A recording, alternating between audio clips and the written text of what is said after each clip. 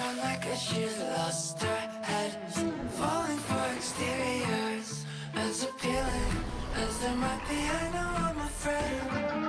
No, hey, low, baby, I'm the reason why hell's so hot. Inferno, baby, I'm the reason why that's so fun.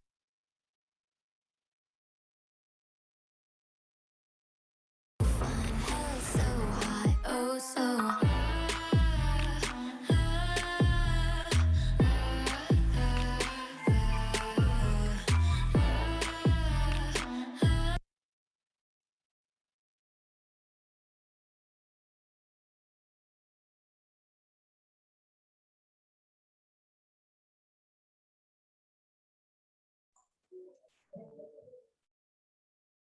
Sebelumnya, rekan-rekan dapat on cam ya. Apabila tidak terkendala jaringan, dipersilakan untuk on cam. Dan dipersilakan untuk on mic nanti apabila sudah dipersilakan oleh MC.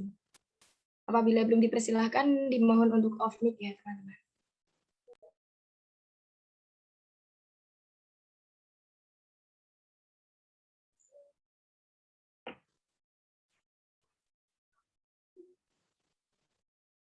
Bismillahirrahmanirrahim. Karena waktu sudah menunjukkan pukul 19.37, maka webinar pada malam hari ini akan saya mulai.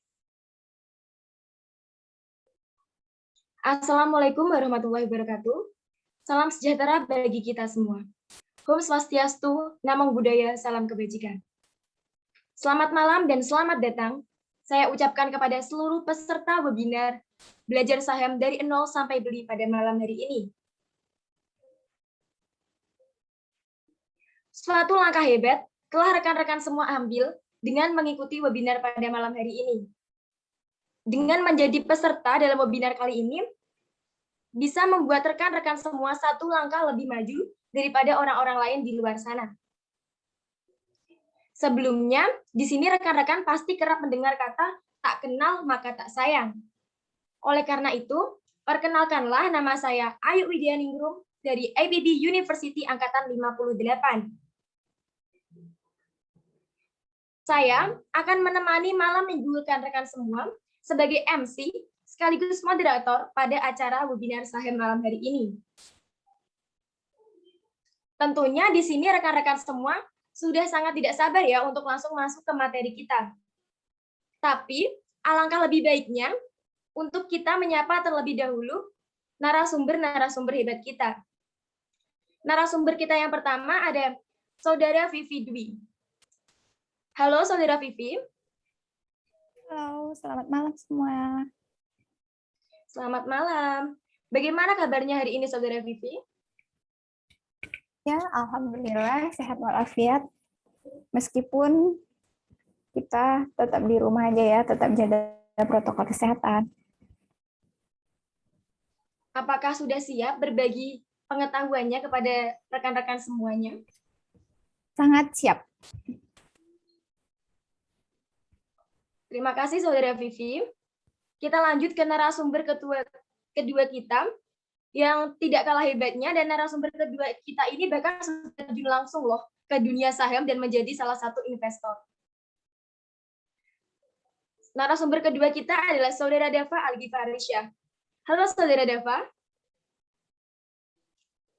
Halo rekan-rekan semua, selamat malam semuanya. Bagaimana kabarnya Saudara Dava? Kabar saya alhamdulillah ya, luar biasa baik.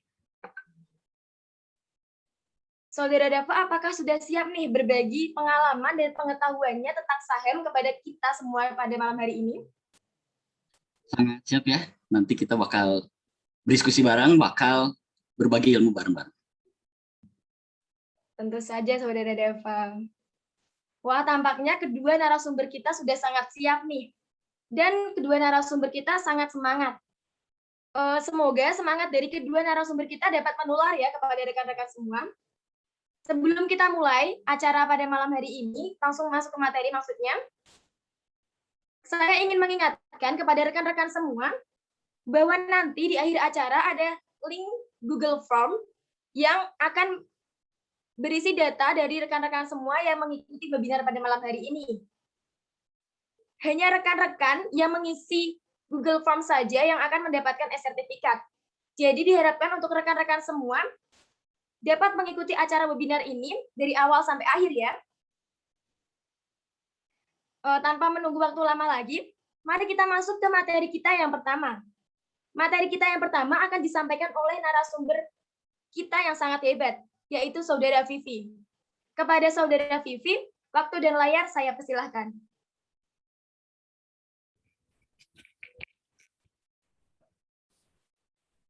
Bismillahirrahmanirrahim. Assalamualaikum warahmatullahi wabarakatuh. Selamat malam semua. Perkenalkan, nama saya Vivi Dwi Mariani, mahasiswa ITB University Angkatan 58. Nah, langsung saja di sini saya akan berbagi ilmu dan sharing tentang investasi dan menabung. Sebelum itu, kita harus mengerti apa itu menabung. Menabung yaitu menyisihkan uang untuk membantu kita dalam memenuhi tujuan-tujuan yang ingin kita capai. Nah, apa saja sih bagian dari menabung itu? Yang pertama, menyimpan uang dingin. Maksud dari uang dingin di sini bukan berarti uang itu kita simpan di dalam suhu ruangan dingin ya, melainkan uang dingin berarti uang yang tidak akan kita pakai dalam jangka waktu tertentu. Kemudian bagian yang kedua yaitu aset tergerus inflasi. Inflasi sendiri merupakan kenaikan harga barang secara terus-menerus. Namun, arti inflasi dalam menabung seperti itu, melainkan misalnya kita menabung 10 juta dalam 5 tahun. Nah, 10 juta yang sekarang sama 5 tahun lalu itu berbeda. Misalkan saja harga bakso 5 tahun yang lalu itu atau beberapa tahun yang lalu itu hanya misalnya 100 perak. Nah, yang sekarang ini harga bakso bisa mencapai 10.000 atau 15.000 rupiah per porsinya. Nah, jadi aset tergerus inflasi ini apa sih?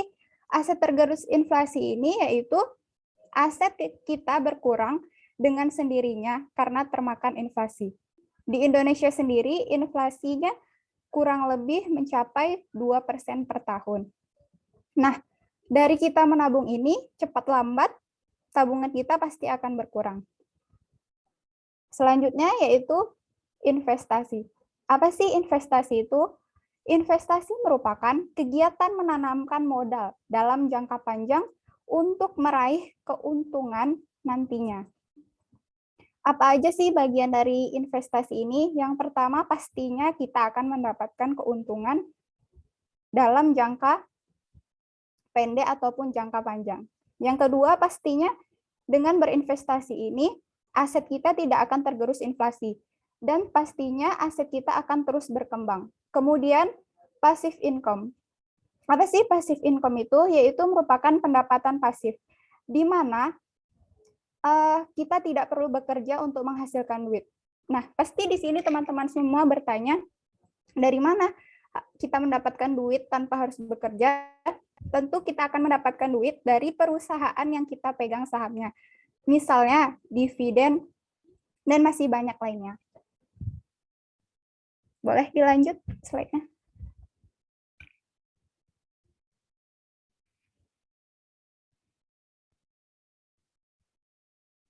Nah, pasti di sini teman-teman bertanya ya, apakah investasi ini halal? Investasi tentu halal, tergantung cara kita membeli investasi tersebut.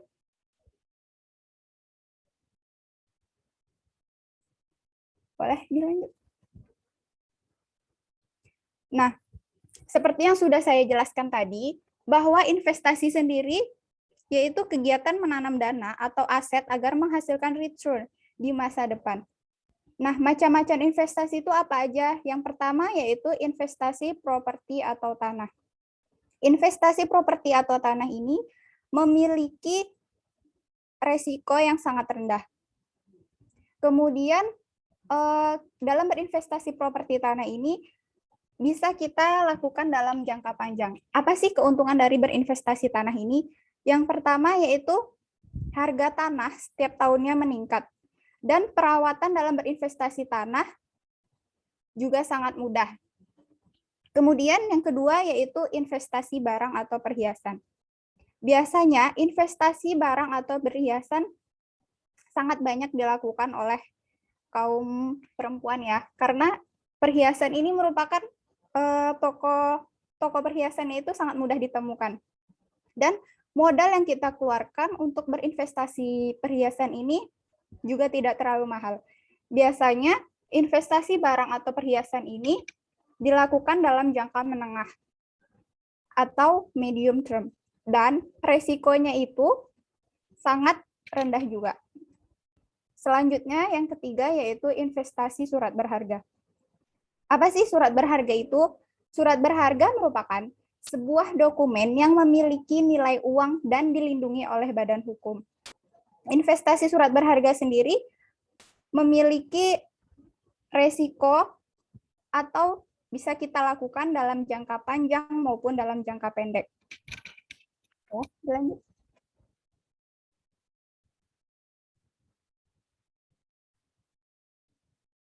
Nah, bisa teman-teman lihat semua di dalam slide ini, yaitu macam-macam contoh investasi.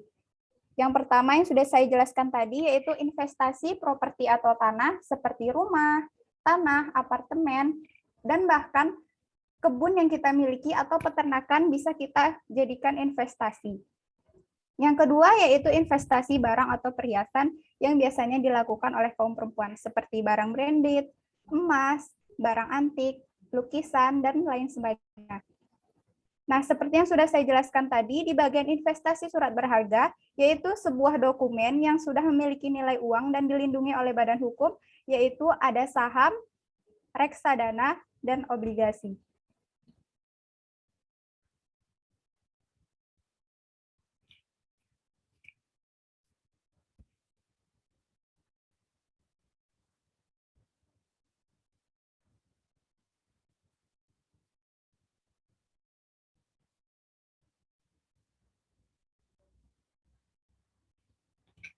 Selanjutnya yaitu reksadana. Reksadana merupakan salah satu alternatif investasi bagi masyarakat pemodal untuk menghitung risiko atas investasi mereka. Bisa juga dikatakan reksadana itu merupakan jika investor yang mengasih uang ke manajer investasi untuk diinvestasikan ke pasar modal demi keuntungan investor. Nah, kepada siapa dan di mana reksadana itu dijual? Reksadana ditawarkan oleh manajer investasi seperti Bibit, OVO Invest, Manulife, Bareksi Syariah, Tokopedia.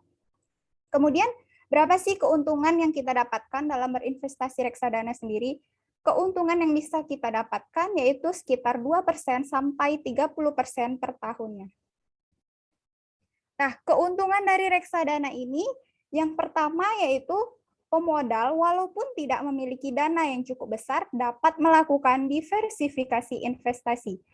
Yang kedua, yaitu reksadana sendiri mempermudah pemodal untuk melakukan investasi di pasar modal.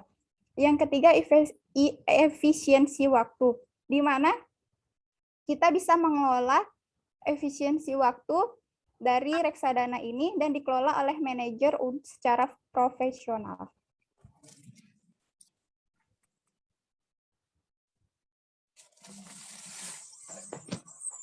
Nah, kali ini pasti teman-teman semua menunggu investasi saham. Kenapa Insti harus punya investasi saham? Nah, kali ini bakal dijelaskan oleh teman saya yaitu Dava, tapi sebelumnya saya kembalikan waktu dan layar oleh moderator kita. Terima kasih. Terima kasih Saudara Vivi. Wah, ilmunya sangat bermanfaat ya untuk kita semua dan tentunya membuat kita semua makin tahu nih tentang nabung dan investasi maupun reksadana. Karena kita sudah dibuka dengan materi tentang nabung, investasi, dan reksadana, tentu saja rekan-rekan ini makin penasaran kan tentang saham. Nah, sebelum masuk ke saham, kita refreshing dulu nih. Kita pikirin dulu. Di rumah kita itu udah nabung belum sih? Udah investasi berupa tanah ataupun emas belum sih? Nih, sambil teman-teman berpikir, saya mau mengingatkan ya, bahwa nanti akan ada sesi tanya jawab. Jadi, buat rekan-rekan semua yang memiliki pertanyaan dapat disimpan terlebih dahulu. Tanpa menunggu waktu lama lagi, sekarang mari kita simak baik-baik materi tentang saham yang akan disampaikan oleh Saudara Dava Algifarisya. Kepada rekan Dava, waktu dan layar saya persilahkan. Ya, bismillahirrahmanirrahim. Assalamualaikum warahmatullahi wabarakatuh. Selamat malam teman-teman semua, rekan-rekan semua, saudara-saudara saya semua. Di sini mungkin aku perkenalkan diri dulu ya. Jadi perkenalin, nama saya tuh Dava, biasa dipanggil David, atau manggilnya apa aja boleh. Nah, di sini bakal aku jelasin gimana saham ini mulai dari dasar, karena kebanyakan orang itu bertanya-tanya pengen memulai saham tapi bingung mulai dari mana. Nah, di sini bakal aku jelasin dasar-dasar saham hingga nanti ke cara belinya, dan juga ada analisa sahamnya. Jadi di sini bakal aku jelasin seluk-beluk saham dari akar-akarnya. Jadi yang pertama, kita harus tahu kenapa sih kita harus punya investasi saham. Kita lihat di sini ya. Nah, yang pertama, investasi saham itu return-nya paling tinggi dibanding investasi yang lain. Kita bisa lihat di sini, ini namanya saham DCII Indonesia. Di saham DCII Indonesia ini hanya dalam 7 bulan dapat kenaikan 11.100%. Artinya gimana? Kalau mas-mas atau mbak-mbak di sini atau rekan-rekan di sini punya duit 1 juta, 1 juta aja, nggak usah banyak-banyak, di harga 400 ini dan dijual di atas ini, duit kalian jadi 110 juta. Itu kalau kalian beli saham DCI di dasar sini waktu IPO. Nah, ini kenapa kita harus punya investasi saham. Jadi tujuan utama kita ada di sini itu, saya ingin mengedukasi bahwa kalau kita punya duit, jangan ditabung, tapi kita investasikan. Kenapa? Karena duitnya itu berkembang, nggak diem kayak tabungan tadi ya. Kalau di bank kan mungkin tergerus inflasi dan juga termakan hal-hal lain. Kalau di investasi ini kita dapat return. Return itu pendapatan. Nah, ini tinggi banget ya, salah satu dan bahkan yang tertinggi di Indonesia itu saham ini. 11.100%. Kalau kalian punya 1 juta di harga 400, dijual di harga 50.000, duit kalian jadi 110 juta. Kalau kalian cuma punya 1 juta. Nah, itu yang pertama. Ini yang kedua. Ini 15 saham dengan return yang paling tinggi. Bisa kita lihat di sini, angkanya di atas 100% semua. Nah, maksudnya kenaikan persen-persenan itu tuh apa ini? Nah, kita ambil contohnya kios di sini, 825%. Kalau kita beli saham di harga murah, jual di harga mahal, dan mengalami kenaikan 800%, berarti kita mengalami kenaikan sebanyak 80 kali. Alias 80 kali lipat. Kalau kita cuma untung 100%, berarti untungnya 1 kali lipat. Ini 825%. Jadi 8 kali lipat dari modal awal kita yang kita tanam di saham. Yaitu kalau kita beli saham di sini, nah pertanyaannya, nggak semua saham itu berkembang secepat ini. Tapi ini adalah salah satu 15 saham dengan return yang gede banget. Ada yang dari 500% sampai 11.000 tadi. Jadi dengan kita berinvestasi saham itu, duit kita berkembang. Nah, kita lanjutin. Ini adalah portofolio saya. Jadi saya pernah untung di salah satu perusahaan yang termasuk 15 tadi. Ini namanya saham kios. Ini bisa kita lihat, ini namanya portofolio ya teman-teman. Di portofolio ini kita bisa melihat saham-saham yang kita miliki, saham-saham yang kita punyai. Nah di sini, aku pernah untung di saham kios sebanyak 51%. Artinya 51% gimana? Kalau modal kita 100 juta, kita untung 50 juta. Itu yang artinya 50%. Nah, waktu itu saya beli di harga 931, kurang lebih di sekitar sini ya teman-teman. Ini namanya grafik atau dalam dunia saham biasanya disebut dengan chart. Nah ini namanya chart perusahaan kios. Saya waktu itu beli di harga sekitar sini di 930, di 931. Saya jual di atas ini di 1.400. Untungnya 50%, dan ini kenaikannya hanya dalam 2 hari. Di hari pertama saham kios ini naik 25%. Di hari kedua naik 25%. Jadi dalam 2 hari naik 50%, dan saya jual di atas. Kenapa saya jual di atas? Karena saya tahu itu saham kalau udah di puncak dan udah nggak ada tenaga naik, maka saya jual. Dan beneran turun ke sini dan sekarang harganya di sini. Jadi sebenarnya konsep dari saham itu mudah banget. Beli di bawah, jual di atas. Gitu. Nah, yang ketiga, kenapa kita harus punya saham? Semua orang yang ada di dunia ini, bahkan di Indonesia, bahkan di dunia ini, punya saham. Kita lihat. Pasti semua, ya kalian pasti kenyal lah. Namanya Elon Musk ini orang paling kaya di dunia. Beliau ini punya 20% saham di perusahaan Tesla. Hanya dengan 20% perusahaan di perusahaan Tesla, dia jadi orang terkaya di dunia. Siapa lagi? Kita kenal dengan Jeff Bezos yang punya saham Amazon. Ada lagi yang juga punya saham Facebook seperti Mark Zuckerberg, saham Microsoft yang dimiliki oleh siapa itu? Oleh Bill Gates. Nah, di Indonesia contohnya banyak banget. Kalau kita tahu 2 orang terkaya di dunia, Hartono bersaudara itu pemilik saham mayoritas dari BCA. Jadi kenapa kita harus punya saham? Karena semua orang kaya punya saham. Semua orang kaya punya saham. Nah, selanjutnya adalah Bapak Sandiaga Uno ini. Dia punya 20% di saham Saratoga, yaitu saham milik dia, perusahaan milik dia yang dia miliki hanya 20%. Dia jadi salah satu orang terkaya di Indonesia. Bapak Sandiaga Uno ini dari seluruh kekayaan Bapak Sandiaga Uno, 80%-nya itu berbentuk saham atau surat berharga. Nah, yang terakhir ini namanya Timothy Ronald. Dia ini di bawah umur 20 tahun, tapi sudah jadi miliarder. Dari mana miliardernya? Dia main saham. Jadi dia mulai main saham ini dari umur 13 tahun, dengan modal 2 juta. Itu pakai rekening ibunya. Setahu saya, di cerita dia, pakai rekening ibunya dengan modal 2 juta, tapi sekarang dia di bawah umur 2 tahun udah jadi miliarder. Dia ini salah satu pendiri startup saham terkenal. Kalau kalian sering lihat iklannya di YouTube, namanya Ternak Uang. Nah, ini foundernya. Ternak Uang itu tentang edukasi saham juga. Jadi banyak kisah dan juga memang semua orang kaya itu pasti punya saham. Nah, ini alasan sederhana yang kenapa kita harus punya saham. Yang pertama itu investasinya tuh mudah banget, asli. Kalau kita beli nasi goreng, mungkin kita harus berangkat keluar rumah, naikin motor, terus berangkat ke tukang nasi goreng. Kalau investasi saham di zaman sekarang itu nggak perlu kayak zaman dulu. Kita harus nelpon broker dan lain-lain, nggak perlu. Nah, investasi ini kenapa disebut mudah? Karena kita tinggal punya gadget dan juga internet. Kita punya gadget, punya internet, kita bisa beli saham. Nanti bakal dijelasin gimana cara kita membeli saham. Nah, saham juga itu juga investasi yang liquid banget. Maksudnya liquid kayak gimana? Jadi, kalau kita beli tanah misalnya, kalau kita beli tanah atau kita beli properti, itu jarang banget aku dengar ada yang beli pagi, jual sore hari. Nggak ada ya, aku juga belum pernah dengar kayak gitu. Tapi kalau di saham, bisa hitungan detik, bisa hitungan menit, dan juga bahkan bisa hitungan jam, bulanan, tahunan, 10 tahun, itu bisa. Jadi ini tuh liquid, artinya itu gampang dijual, gampang dibeli. Saham itu liquid karena gampang dijual, gampang dibeli. Nggak kayak properti atau investasi tanah. Itu mungkin lebih lama, jangkanya jangka panjang. Kalau ini jangkanya bisa jangka pendek hingga jangka panjang. Liquid banget. Saham itu gampang banget dijual kalau perusahaannya liquid, dan juga gampang banget dibeli. Lebih gampang dari beli nasi padang. Yang ketiga itu nggak perlu banyak modal. Nah, di sini bakal saya buktiin betapa murahnya saham. Nanti jadi di dalam tutorial membeli saham bakal aku jelasin gimana aku cuma ngebeli dengan modal 20.000 bisa beli 1 lot saham perusahaan merek toilet. Kalau kalian tahu toilet di Indonesia kebanyakan mereknya Toto. Nah, aku beli sahamnya 1 lot hanya dengan seharga 20.000. Jadi saham itu murah banget. Dan bukan cuma itu. Pajak di saham itu kecil banget ya. Setahu aku kalau aku beli saham tuh pajaknya nggak pernah lebih dari 100 perak. Itu yang aku tahu.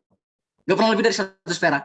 Dengan modal aku pajaknya nggak pernah lebih dari 100 perak. Jadi kecil banget. Dan juga saham ini aman dan juga dilindungi hukum. Kenapa saya sebut kayak gitu? Karena di Indonesia sekuritas atau perantara pembeli saham itu diawasi oleh OJK atau Otoritas Jasa Keuangan. Nah, ini yang sering banyak ditanyain. Kalau kita mau main saham, kita harus mulai dari mana? Di sini bakal jelasin kalau kita mau mulai saham, pertama kita investasi dari leher ke atas. Maksudnya investasi dari leher ke atas itu kayak gimana? Jadi kita harus berpendidikan, kita harus berilmu sebelum kita memulai sesuatu. Nah, salah satu bukti kita mencari ilmu ya di sini. Jadi kita bakal berinvestasi dari leher ke atas terdahulu sebelum kita memulai saham yang beneran. Jadi kita harus berilmu. Di sini bakal saya jelasin beberapa aspek penting dalam jual beli saham, terutama pasar modal di Indonesia. Yang pertama itu bakal aku jelasin soal saham, ilmu dasarnya kayak gimana, saham itu apa, dan sebagainya. Dan juga yang kedua, risk management. Maksudnya risk management kayak gimana? Yaitu manajemen resiko. Jadi kalau kita terjun ke dunia saham tanpa punya manajemen resiko, yang ada kita jadi boncos. Bisa-bisa boncos sampai jadi gembel. Itu kenapa kita harus punya risk management. Kita harus punya manajemen resiko, jangan sampai kita asal-asalan dalam terjun ke dunia saham. Nanti bakal aku jelasin soal risk management. Yang ketiga itu analisa saham. Jadi aspek nomor 1 dalam membeli saham itu analisa. Nomor 1-nya analisa. Kalau kita nggak analisa, saham yang kita beli nggak tahu gimana bentuknya, nggak tahu gimana kejelasannya tanpa dengan adanya analisa. Jadi kita harus tahu analisa dan di dalam saham ini ada 3 jenis analisa yang bakal nanti aku jelasin di akhir. Dan juga yang terakhir tentunya bakal aku jelasin gimana cara beli saham lewat HP ataupun gadget kalian. Nah, pertama, saham 101. Jadi saham itu apa? Sebenarnya gak usah bingung-bingung, gak usah searching Google saham itu apa. Saham secara sederhana itu kepemilikan suatu perusahaan. Jadi contohnya aku punya teman namanya si A. Si A ini misalnya mau jualan bakso, tapi dia nggak punya modal. Nah, si A ini bakal nawarin sahamnya itu ke aku. Maksudnya gimana? Dia butuh permodalan. Daf, aku butuh modal nih, modalin aku dong buat jualan bakso. Nah, kalau aku kasih modalnya ke dia, itu namanya permodalan. Dan bukti kalau aku memiliki perusahaan bakso itu, yaitu dengan dikasihnya surat saham.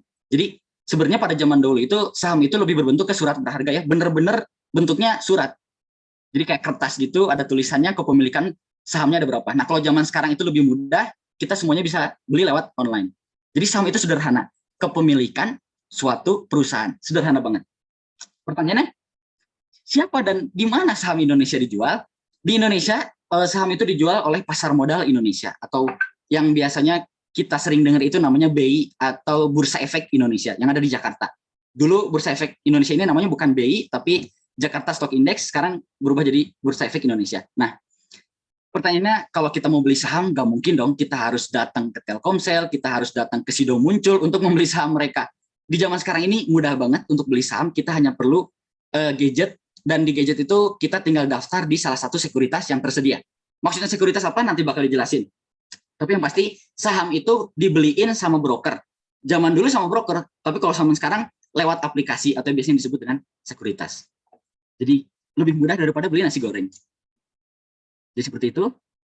Nah, tadi kalau kita udah tahu saham itu kepemilikan suatu perusahaan. Nah, pertanyaannya, kalau memang saham menguntungkan, sumber keuntungannya dari mana? Di sini bakal aku jelasin 2 sumber keuntungan dari saham. Yang pertama itu capital gain. Capital gain itu keuntungan dari penjualan saham di saat harganya naik. Jadi kenaikan harga saham, misalnya contoh, aku beli saham di harga 1.000, dijual di harga 2.000, berarti kita untung 100%. Secara sederhananya kayak gitu. Dan capital gain ini sifatnya itu aktif. Maksudnya aktif gimana? Karena kita tahu pergerakan saham itu terjadi di setiap hari. Maksudnya setiap hari kerja, saham itu bergerak dan aktif. Maksudnya naik turun, setiap detik, setiap jam. Dan sifatnya itu keuntungannya tidak pasti. Karena kenapa? Perlu kita ketahui juga, gak semua saham yang kita beli itu bakal menguntungkan. Bisa juga kita boncos oleh saham, dan banyak juga ceritanya gagal dari saham, miskin dari saham, itu banyak ceritanya. Jadi keuntungan capital gain itu nggak pasti. Nah, kalau kalian mau cari keuntungan dari saham yang pasti, kita carinya dividen. Dividen itu apa? Dividen itu pembagian keuntungan oleh perusahaan yang kita punya. Contoh, kita punya perusahaan Sido Muncul. Sido Muncul menghasilkan keuntungan dari jualan tolak angin, dari jualan macam-macam. Keuntungan itu bakal dibagi-bagiin sama kita para investor retail, atau biasa kita sebut dengan investor retail, investor kecil. Nah, sifatnya itu pasif. Kenapa pasif? Dividen itu hanya dibagiin 1 tahun sekali. Kalau di Indonesia kebanyakan 1 tahun sekali. Biasanya setahu saya itu dibagiin di bulan Juli ataupun sampai Agustus sekarang. Bagi-bagi dividen sebutannya.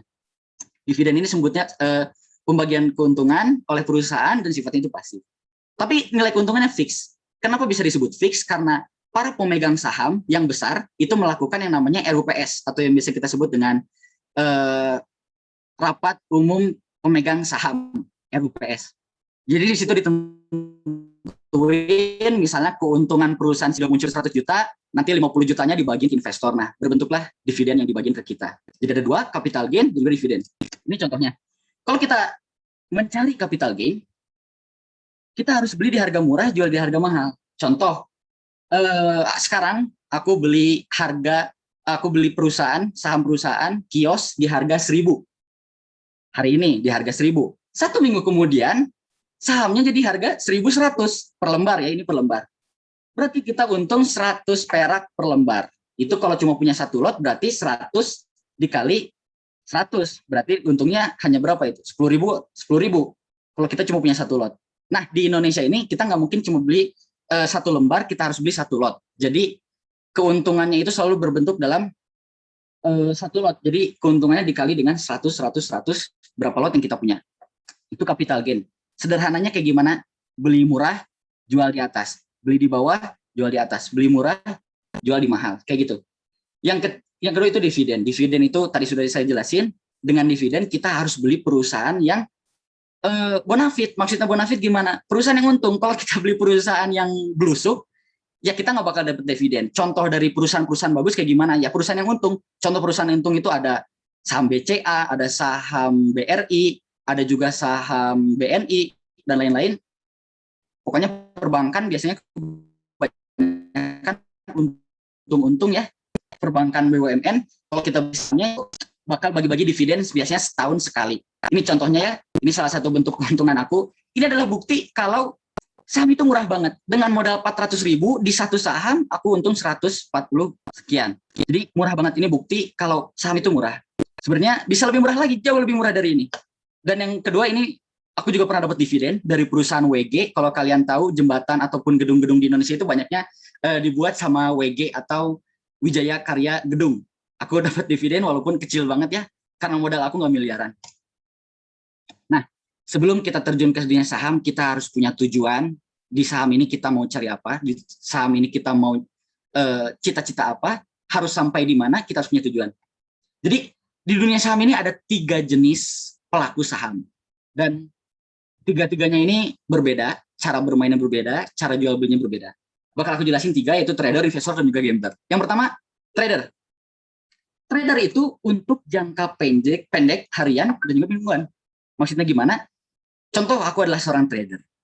Seorang trader itu megang saham itu nggak lama-lama. Seminggu lagi udah dijual. Beli sekarang, besok udah dijual. Beli sekarang, bulan depan udah dijual. Jadi nggak jangka panjang. Dan trader itu fokus mencari capital gain yang tadi.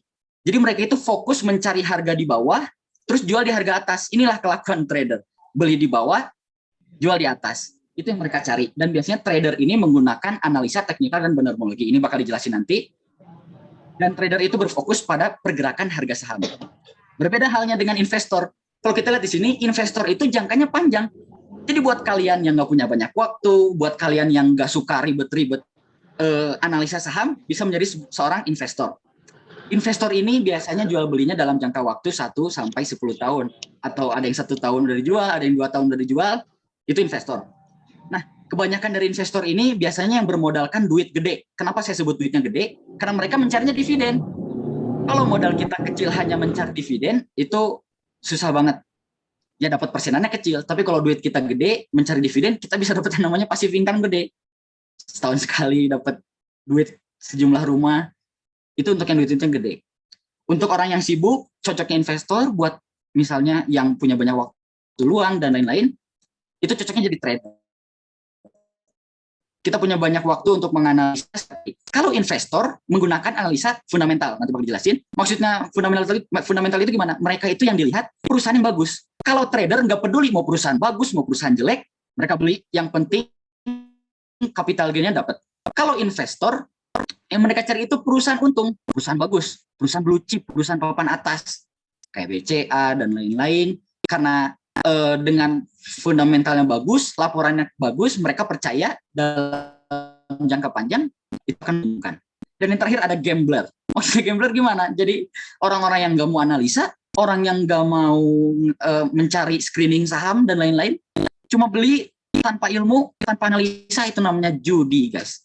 Jadi kalau tanpa analisa, tanpa screening kita yang tepat, itu namanya gambler, judi. Jadi tinggal kalian pilih mau jadi trader atau jadi investor, jangka pendek atau jangka panjang.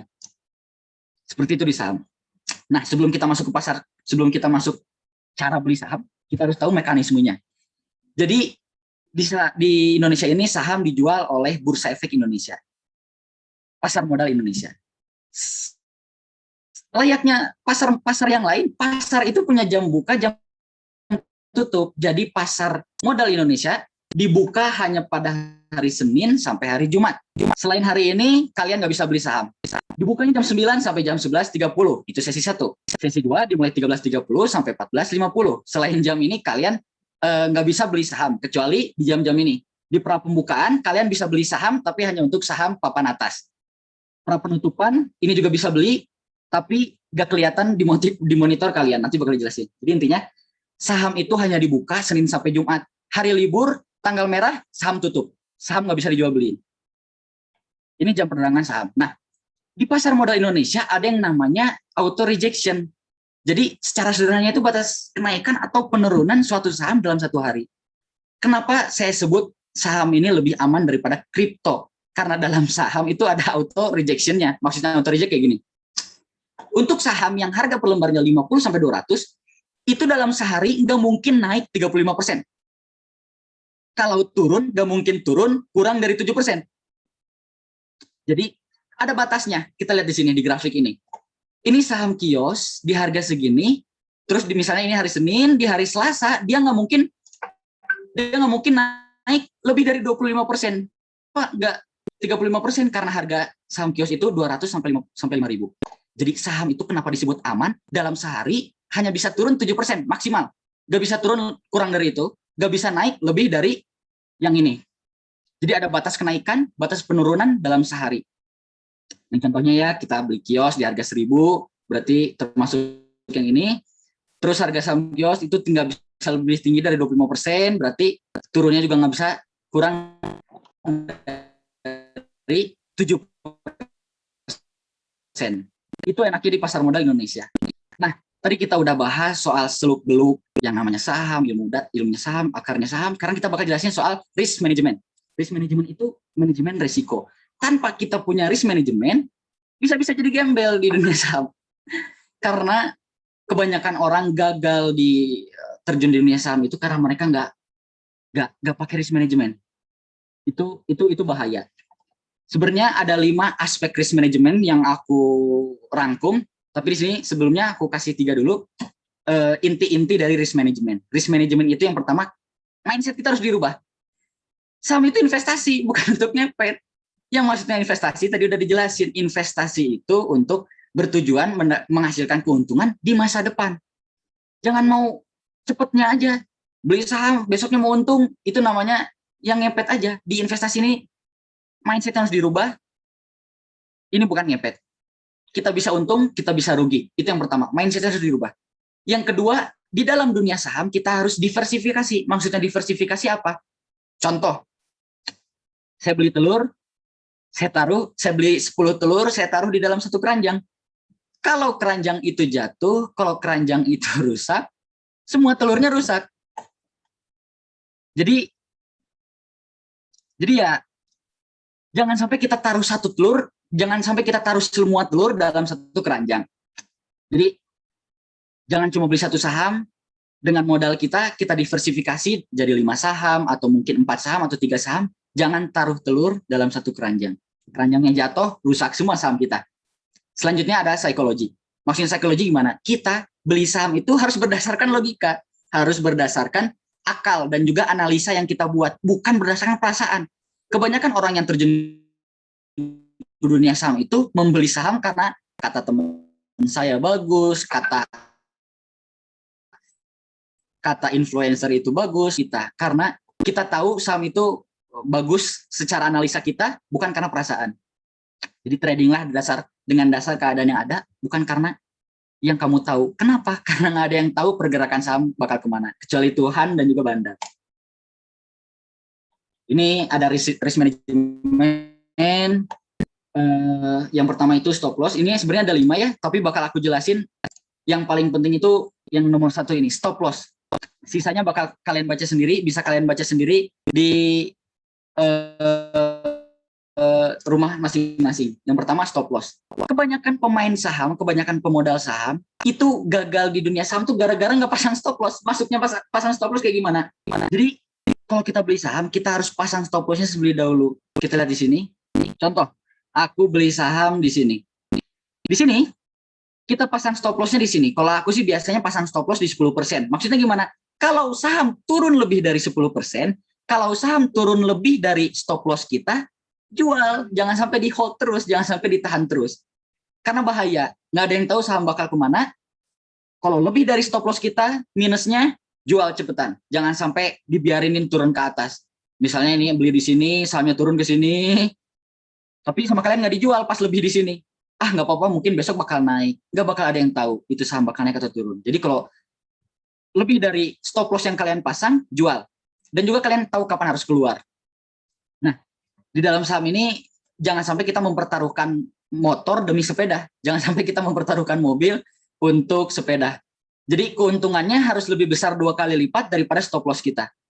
Jadi ingat, kalau kalian nanti beli saham, pasang stop loss, jangan sampai boncos. Pasang stop loss, kalau harganya turun lebih dari 10%, terus buang. Nanti bisa kalian baca sendiri. Ini jadi sebenarnya wajar ya untuk bingung dalam dunia saham ini, karena aku sendiri itu belajar analisa saham itu kurang lebih 2 minggu, setiap hari ngeluangin waktu, dan awal-awal aku masuk saham juga itu masih rugi 17%. Jadi ini bukan pelajaran 1 hari 2 hari, kita perlu pelajarin tuh banyak.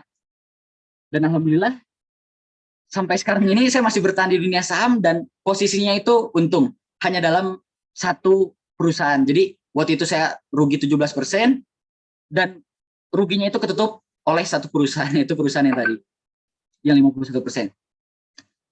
Tadi udah kita bahas tentang risk management. Selanjutnya bakal kita bahas tentang analisa saham. Tanpa analisa, kita hanya berjudi di dunia saham. Jadi kita harus analisa sebelum beli saham. Di dunia saham itu ada 3 aliran. Yang saya pelajari, ada 3 aliran, dan semuanya saya pelajari ya. Technical analysis, fundamental analysis, dan juga bandarmologi. Maksudnya apa? Jadi udah kayak sekte ini ya, ada aliran-alirannya. Yang pertama, technical analysis. Kebanyakan orang itu pertama belajar saham, belajarnya technical analysis, analisa ini. Orang yang pakai technical analysis percaya bahwa pergerakan saham itu menentukan harga saham di masa kemudian. Maksudnya gimana? Jadi mereka percaya terhadap chart, terhadap pola, terhadap bentuk harga saham, dan lain-lain. Sedangkan fundamental, orang yang menggunakan fundamental analisis percaya bahwa kalau laporan keuangannya bagus, kalau perusahaannya untung terus, mereka percaya perusahaan itu harganya bakal naik di kemudian hari. Jadi yang namanya fundamental, teknikal itu biasanya dipakai sama orang-orang yang baru memulai saham. Ada juga bandarmologi, ini mungkin lebih ribet, tapi secara sederhananya bandarmologi itu analisa yang berfokus pada pergerakan harga bandar. Nah, karena kalian mau memulai saham, kalian harus pelajari mana yang mau kalian cocoknya sama yang mana. Kalau yang suka sama chart, sama grafik, kalian pelajari technical analysis. Mentornya ada di YouTube, namanya Andi Sanjaya, dia itu udah lama banget ngejelasin soal technical analysis. Kalau di fundamental analysis, kalian bisa belajar sama Timothy Ronald, di Ternak Uang, atau di YouTube-nya, dan juga dari Ian Filbert. Dan juga kalau di bandarmologi, kalau yang suka melihat bandar bergerak kemana, bisa belajar di Creative Trader atau Bekti Sutikna. Di sini bakal aku jelasin sedikit tentang analisa teknikal. Jadi kebanyakan orang belajar saham itu awal-awal belajarnya analisa teknikal. Nah, yang pertama bisa kita lihat di sini, sebelum kita beli saham kita harus bisa analisa. Ini namanya technical analysis. Mungkin bisa kalian baca sendiri, tapi intinya dari teknikal itu gini. Saham itu punya kecenderungan. Saham itu punya kecenderungan untuk memantul di antara atap dan juga lantainya. Ini saham Kapuas Bima Coal atau biasanya disebut saham zinc. Bisa kalian lihat grafiknya di tradingview.com. Nih, misalnya saham ini waktu itu harganya di sini, terus ngebentuk pergerakan harga seperti ini. Saham punya kecenderungan untuk mantul atap, mantul lantai. Seperti bola, mantul lantai, mantul atap, mantul lantai, mantul atap, mantul lantai. Nah, analisa itu fungsinya apa? Untuk tahu kita harus beli di mana, harus jual di mana. Kita lihat di sini ada saham mantul atap, mantul lantai, mantul atap, mantul lantai. Di sini kita bisa tahu. Misalnya harga ini belum ada, kita tahu kita belinya di sini karena udah mantul lantainya. Tapi kalau misalnya besoknya turun seperti ini, itu perlu dikonfirmasi. Lebih dari stop loss, buang. Kalau beneran naik, jual pas di atap.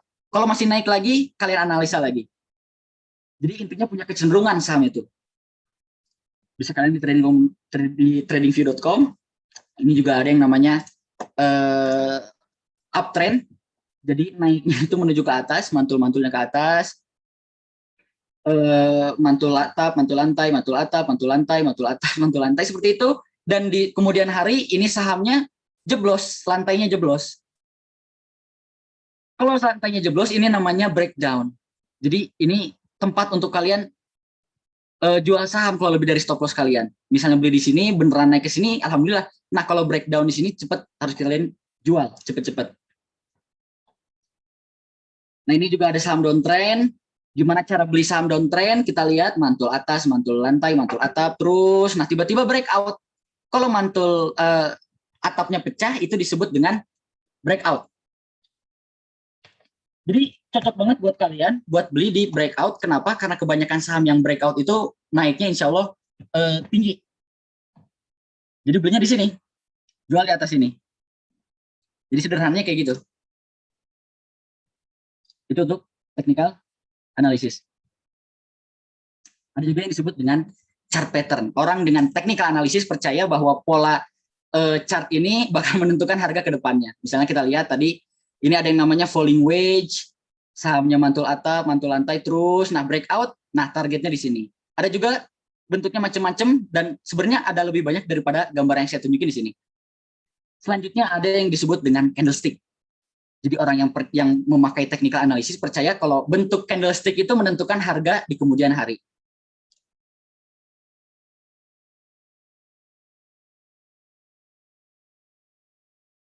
Jadi sebenarnya kenapa aku nggak jelasin analisis? Itu 2 minggu setiap hari, belajar setiap hari, dan pertama masuk itu masih rugi. Jadi bukan pelajaran 1 hari 2 hari. Analisa saham itu perlu kalian pelajari sedalam-dalam mungkin, biar analisa kalian tepat. Dan kalian nggak boncos di saham. Bakal aku jelasin tentang cara membeli saham. Tadi kita udah tahu saham itu apa, tadi kita udah tahu mekanisme saham kayak gimana, sekarang cara belinya kayak gimana. Sebelum beli, kita harus punya akun di sekuritas. Sekuritas itu apa? Jadi sekuritas itu perusahaan yang dapat izin sama OJK buat memerantarai kalian dengan perusahaan. Contoh, aku mau beli saham Telkomsel, nggak mungkin dong aku harus datang ke Telkomsel, Pak, saya mau beli saham Telkomsel, nggak bisa. Kalian daftar di sekuritas, nanti sama sekuritasnya dibeliin, sama brokernya dibeliin. Nah, di Indonesia itu banyak sekuritasnya macam-macam, dan yang cocok buat kita investor kecil, itu nama sekuritasnya ada iPod, ada juga Stockbit, ada Mandiri Sekuritas. Kalau Mirai Aset ini cocoknya buat yang punya modal 10 juta ke atas. Kalau di iPod minimal depositnya 100.000 doang. Itu untuk di iPod. Kalau di Mirai Aset 10 juta, ini saya nggak tahu, Mandiri juga saya kurang tahu. Nah, untuk membeli saham syaratnya cuma 2. Kalian punya KTP sama rekening di bank. NPWP opsional. Jadi buat yang teman-teman di sini masih kuliah, yang udah punya KTP, punya rekening bank, kalian bisa bikin akun sekuritas. Nanti sama sekuritas akan dibuatkan sesuatu yang namanya saham itu dibeliin sama kita ke suatu perusahaan, itu bakal ditaruh dulu di RDN. Jadi cara top up-nya gimana? Kalau bahasa game mah top up, jadi gini, kita punya bank, misalnya aku pakai BCA, dan di BCA itu aku transfer ke RDN yang udah dibuatin sekuritas, nah baru bisa dibeliin saham. Jadi mudah banget, cuma punya KTP sama rekening bank. Itu syarat kalian untuk membeli saham. Nah, untuk membeli saham, kalian harus tahu gimana cara belinya, dan ini bakal saya jelasin lewat Excel yang ada di sini. Kelihatannya Excelnya? Kelihatan. Nah, disinilah tempat kalian membeli saham. Ini namanya order book. Ini namanya order book. Kita kasih saja contoh saham Toto yang saya beli waktu itu. Di saham Toto waktu itu harganya 200 perak. Harga terakhir per lembarnya 200 perak. Di sini ada contoh, David punya duit 10 juta. David pengen beli saham dengan sejumlah 5 juta. Ada 2 skenario. Kalau David sabar, kalau David nggak mau ngantri dengan orang-orang yang lain, David bisa hajar kiri atau beli di harga yang segini. Jadi gimana? David pengen beli saham Toto di harga 199. Sedangkan harga 199 itu ada di sini. Di sisi kiri atau di sisi merah. Ini namanya kolom antrian. Jadi kalau kalian beli di harga yang ini, kalian harus ngantri dengan orang-orang yang ada di sini. David pengen beli di harga 199. Harga per lotnya 199 dikali 100 lembar. Sama dengan 19.900. Untuk jadi 5 jutaan harus punya 251 lot. David mau ngantri, maka David beli di sini. Kita tulis di sini 250 lot. Maka di sini antriannya nambah, bukan berkurang. Karena kita ikut antrian bareng yang lain. Ini namanya kolom antrian. Jadi kalau kita mau beli saham dengan harga yang di kolom kiri, kita harus ngantri dengan 2.500 orang yang lain, dengan 5.000 orang yang lain, dengan 4.000 orang yang lain. ada skenario kedua, kalau kalian atau kita orang yang nggak sabaran, kita bisa langsung beli, namanya hajar kanan. Kita beli di harga yang ada di kanan sini. Kita lihat ke tadi, David mau beli saham Toto. Tapi David nggak mau ngantri, maka David harus beli di sisi kanan, atau yang namanya hajar kanan. Nah, di harga termurah dari sisi kanan ini, di harga 200 perak, maka David beli 5 jutaan, berarti 250 lot. Kalau kita belinya di sini, David beli 250 lot. Antriannya bukan nambah, malah berkurang. Malah berkurang. Jadi, kesimpulannya apa? Bid, kolom bid itu harga yang mau orang beli. Ini semua orang yang ngantri di sini, orang mau beli di harga segini. Untuk offer, ini adalah harga orang yang jualan. Ini adalah orang yang jualan. Ini orang ngantri jualan. Ini orang ngantri beli, ini orang ngantri jualan. Jumlahnya segini, dalam bentuk lot ya, 1000 lot, bukan 1000 orang, 1000 lot, 4000 lot. Ini ngantri untuk dijual di harga segini, ini orang yang ngantri untuk dibeli di harga segini. Jadi disinilah tempat kita membeli saham, namanya order book. Kita lihat ke contoh aslinya. Tadi kita lihat ya, di saham Toto tadi, order booknya seperti apa. Misalnya aku nggak mau ngantri, jadi aku beli. Kalau kalian sudah membuat akun di sekuritas, ini aku pakai sekuritas yang namanya iPod. iPod itu salah satu sekuritas yang ada di Play Store. Bisa kalian searching di sini di Play Store. Cara daftarnya online ya, tinggal punya KTP, foto KTP-nya, foto mukanya, tanda tangan, dan lain-lain. Ini halaman pertama kalau kalian membuka aplikasi saham di iPod. Ada Infocast, ada portofolio, dan lain-lain. Nah, untuk beli, kalian pencet yang stok ini. Pencet di stok ini, nanti bakal muncul halaman kayak gini. Ada market live, ada stock list, bla bla bla bla bla bla. Tinggal beli yang simple buy. Nanti bakal muncul order book, tapi masih kosong. Kenapa order booknya kosong? Karena belum kita pencet saham apa yang mau kita beli. Nah, dalam dunia saham, perusahaan-perusahaan itu disingkat menjadi 4 huruf. Misalnya Telkomsel jadi TLKM, Sido muncul jadi Sido, BCA jadi BBCA, pokoknya jadi 4 huruf. Nah, contoh, aku di sini contohin beli saham Toto. Tulis Toto, nanti keluar order booknya. Nah, di order book ini, kalian pencet di harga mana kalian mau beli. Kalau kalian mau ngantri, tinggal beli di harga yang merah. Kalau kalian nggak mau ngantri, mau hajar kanan, belinya di kolom yang kanan. Di sini aku beli 1 lot hanya dengan 20.000. Ini tuh bukti kalau saham itu murah banget. Hanya dengan 20.000, kalian bisa beli 1 lot saham perusahaan toilet. Toto. Jadi aku beli, aku nggak mau ngantri, pokoknya aku nggak mau ngantri, beli 1 lot di harga 200. Maka antriannya berkurang jadi 1. Nanti kalau kalian udah beli, bakal dapat konfirmasi, order pembeliannya sukses, nanti tampilannya bakal kayak gini, berubah. Yang asalnya kayak gini, nah, yang asalnya kayak gini, berubah jadi kayak gini. Nah, jadi kayak gini. Ini udah selesai pembelian kalian. Karena tadi aku nggak ngantri, maka udah done. Kalau kalian ngantri, 1 lot itu bakal di sini, di open lot. Nah, ini misalnya kalian udah beli saham siang pagi-pagi, kalian bakal dikasih bukti pembelian saham kalian sore harinya lewat email. Ini email yang dikasih sama iPod, aku udah beli saham Toto dengan fee-nya murah banget, hanya 0,19%. Pajaknya berapa? Kita di sini pajaknya 20 perak. Jadi dari 20.000 sahamnya pajaknya 20 perak. Berarti berapa itu? Berapa persen? 0, kalau kalian udah beli saham, bakal muncul di portofolio. Di portofolio kalian. Ini portofolio aku. Tadi aku beli saham Toto. Cara ngebaca portofolio kayak gimana, Mas? Kayak gini cara bacanya. Ini quantity, kita punya 1 lot, available-nya punya 1 lot, jumlah value-nya berapa? Dengan harga sekarang ya 20.000. Pot GL maksudnya itu pot gain or lose. Ini minus 38, minus 0,18 dalam persen. Ini bisa kita lihat harga yang kita beli di harga segini, terus list price-nya di sini. Jadi kalau kalian untuk 50%, angka 50% bakal muncul di sini. Ini minus 8. Kenapa tadi kita beli kok udah minus lagi? Karena tadi ada pajaknya ya. 20 perak sama fee-nya 18 perak. Jadi minus 0,18.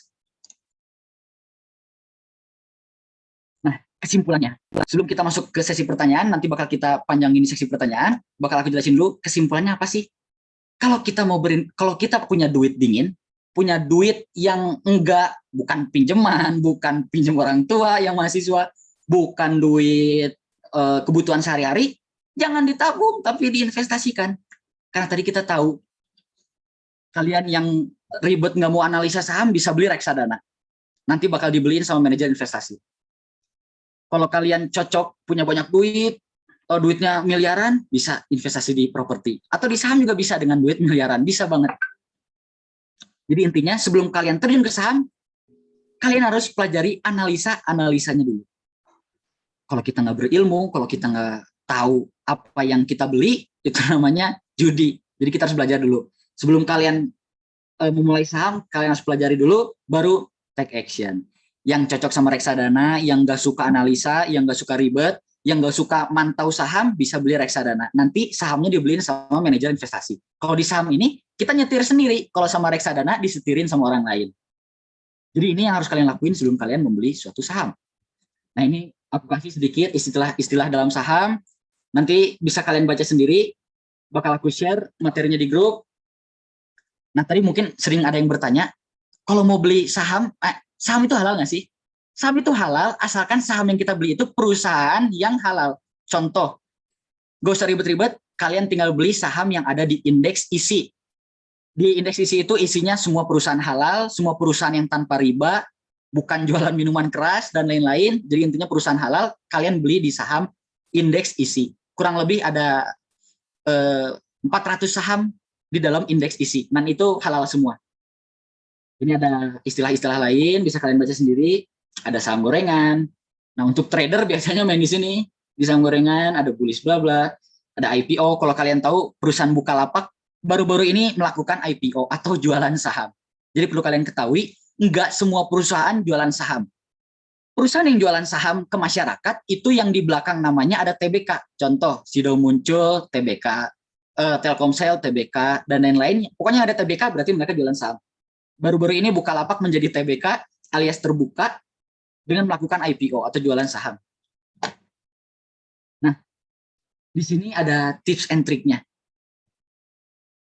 Disiplin cut loss yang tadi. Tanpa cut loss kita bisa boncos. Tanpa cut loss kita bisa gembel.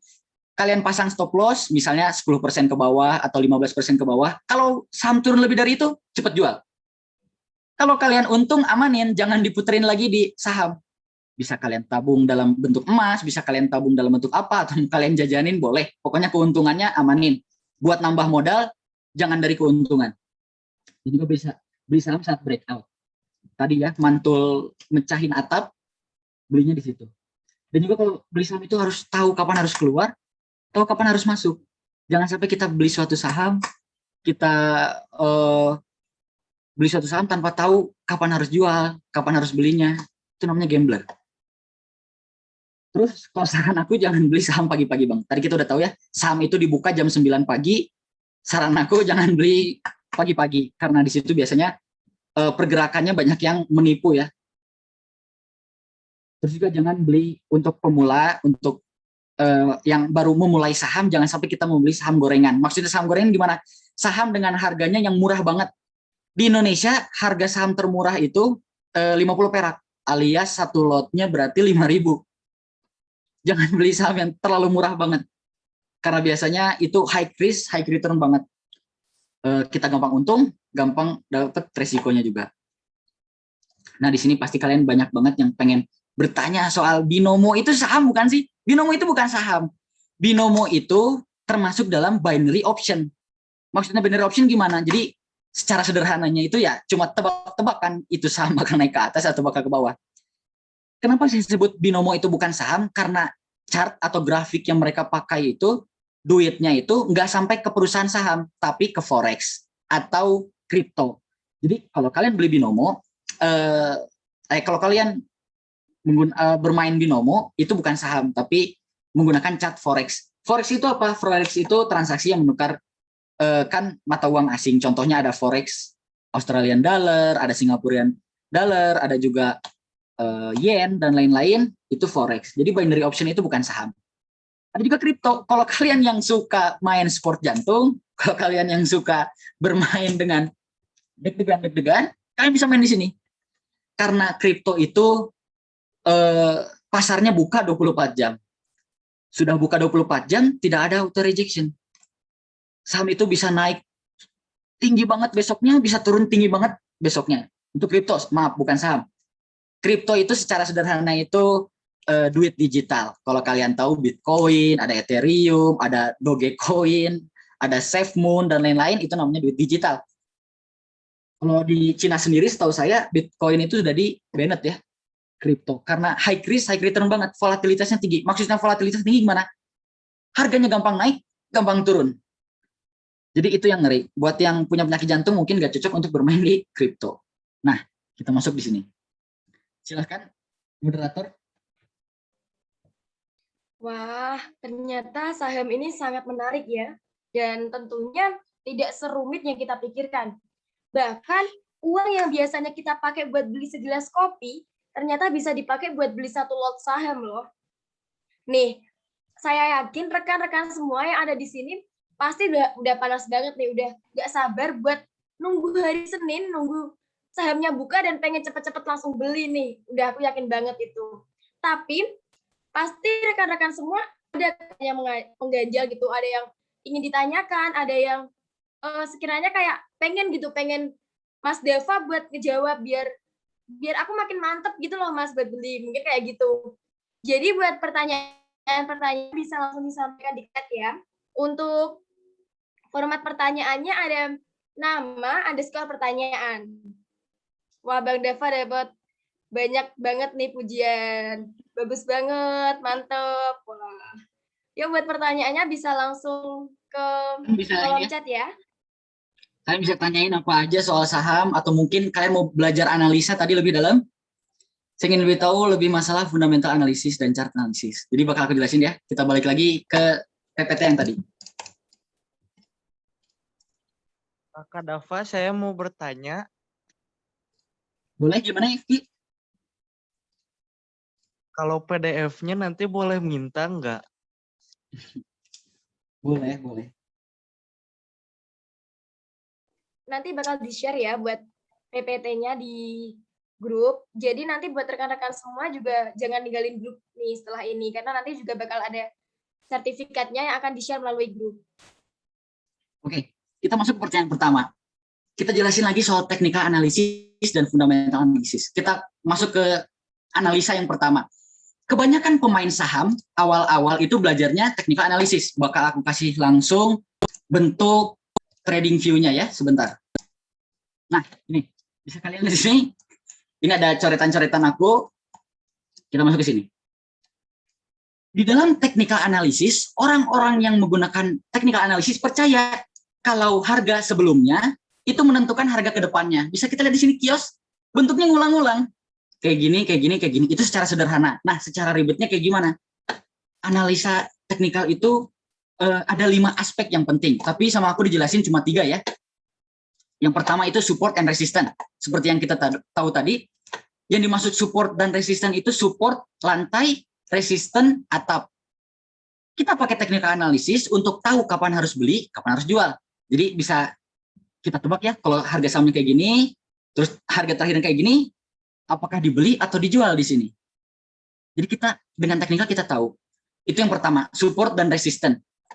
Beli saat di lantai, jual saat nyentuh lantai lagi. Saat nyentuh atap. Jadi seperti bola, saham itu punya kecenderungan, makanya bisa kita analisa.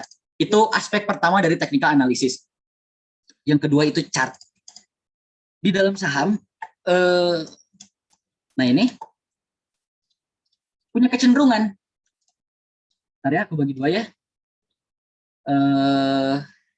Bukan. Mana? Nah ini.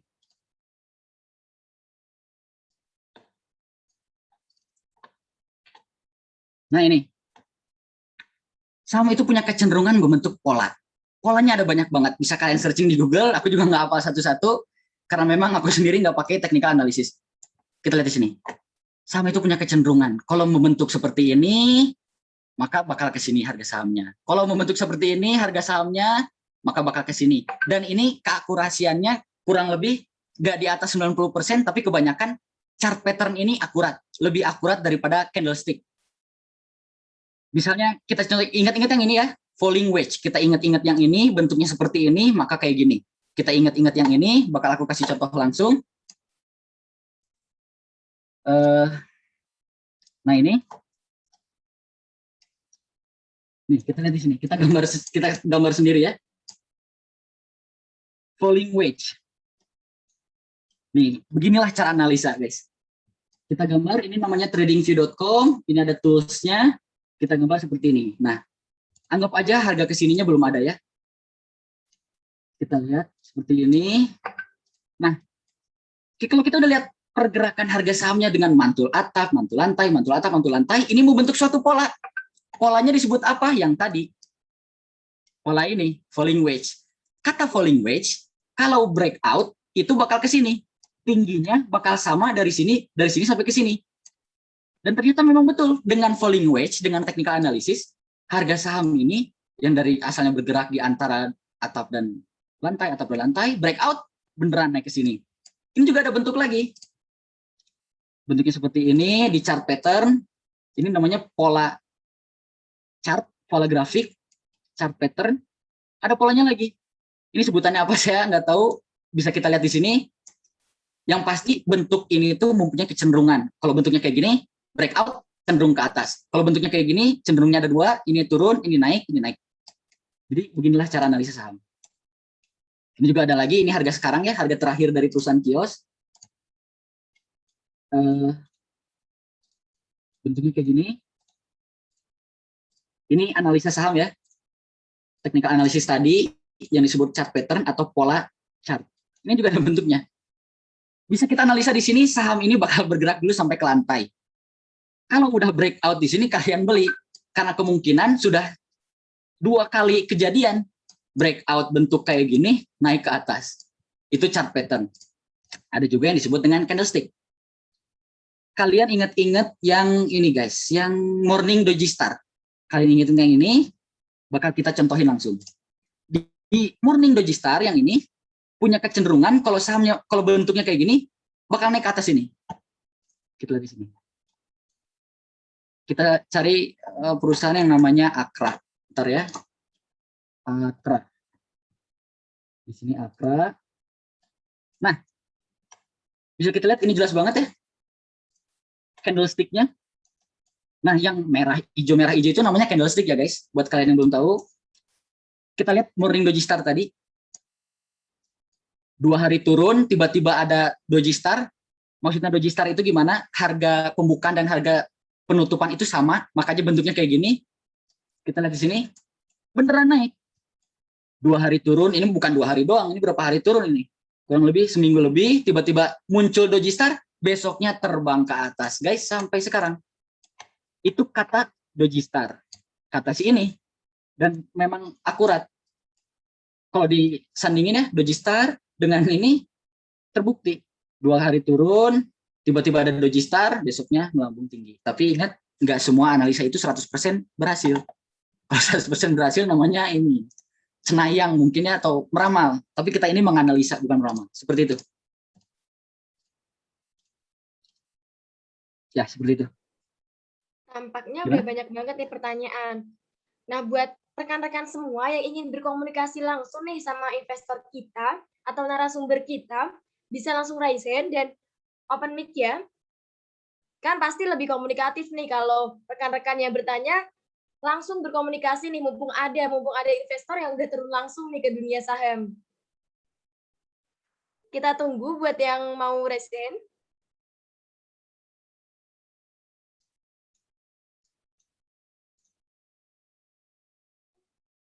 Oke, kepada Saudara Antoni, saya persilahkan on mic dan bisa berkomunikasi langsung dengan investor kita atau narasumber kita. Selamat malam kakak-kakak yang ada di sana. Saya Antoni, saya dari Bali. Apa bisa didengar?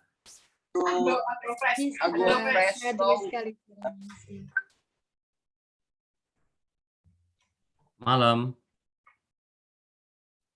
Selamat malam, Pak. Selamat malam kakak, selamat malam. Ya, perkenalkan saya Antoni. Saya pelaku trading pernah trading di Mirai Asset sama di Indodax. Yang saya lihat penjelasannya semua sangat bagus ya. Dan saya kemarin sempat berpikir hampir give up, makanya saya coba lagi ikut. Nah, ini ada iPod ini yang barusan dikasih tahu sama Kak Davidnya, itu kelihatannya juga bagus. Nah, selama berapa saat ini saya sering kali merasa indikator-indikator itu tidak sesuai dengan movement candle yang sedang berjalan, yang kita biasa pakai moving average, itu tidak sesuai dengan perhitungan sinyal ataupun indikator. Saya memakai dari yang paling simple sampai yang paling rumit, sampai Ichimoku saya pakai, saya cari tahu bagaimana, tapi yang sampai saat ini ternyata masih bisa tetap saya pakai itu adalah Ichimoku, yang akurat. Nah, tapi untuk yang lebih mudah seperti kayak Dogi Morningstar itu kita bisa jumpain di Fractal William Alligator sama Fractal. Yang saya mau tanyakan, berapa dari pengalaman yang kakak-kakak ini sudah punyai, karena tentunya banyak jam terbangnya, mohon saya diinformasi akurasi itu berapa persen, dan kemudian stop loss. Ada beberapa yang tidak mempunyai fasilitas stop loss. Nah, apakah kita harus main buka tutup? Maksud saya begitu profit langsung sell, karena kalau kita misalnya tidak tahu trending itu naik atau turun, sementara trendingnya tetap naik, ya kalau kita closing, padahal masih banyak kesempatan kita untuk profit, itu kan kita rugi di biaya administrasi ya. Mungkin ada administrasi beberapa persen, 0,03% kalau tidak salah. Nah, jadi pertanyaan saya mungkin saya lebih ke arah teknikal, mungkin bisa berbagi. Barusan saya dikasih tahu ya ini cukup baik. Nah, tapi saya kepingin lebih banyak lagi di info yang kakak berikan kepada saya untuk technical chart, indikator, dan sinyal, karena banyak sekali yang kadang-kadang kita temui tidak sesuai. Memang kita bilang tidak selamanya cocok, tetapi banyak sekali tidak cocoknya kadang-kadang. Tapi ada sih kecocokan sekali. Siap, Kak. Gimana, Kak? Sudah terima kasih untuk pertanyaannya. Bisa langsung dijawab ya untuk Saudara Dava. Oke.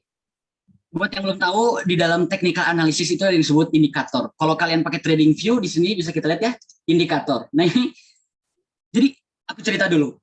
Waktu aku ini main saham pada zaman corona. Jadi banyak waktu libur di masa SMA, saya masuk saham. Dan saya belajar technical analysis selama 2 minggu, setiap hari. Pas masuk saham awal-awal, masih rugi 17%. Di situ saya bingung banget, kenapa? Padahal saya udah belajar dalam soal teknikal, sudah belajar, kuat banget soal teknikal, tapi masih rugi. Jadi bakal saya cerita di sini, ini salah satu indikator kesukaan saya, indikator-indikator sederhana. Kalau Mas Antoni tahu, biasanya yang aku pakai zaman dulu itu, aku coba semuanya satu-satu. Misalnya saham kios, sebelum beli, secara MACD-nya gimana, secara moving average-nya kayak gimana, secara stokastiknya kayak gimana, masih rugi juga. Itu makanya kenapa saya itu dapat ilham waktu nonton YouTube yang namanya creative trader, alias mentor dalam bidang bandarmologi. Dan dia benar-benar ucapannya itu ya bisa dilihat sendiri di YouTube ya. Dia bilang kayak gini, mau gambar kayak gimana, mau pakai indikator apa, yang sering saya pakai musik, mau volume, mau stokastik, mau RSI,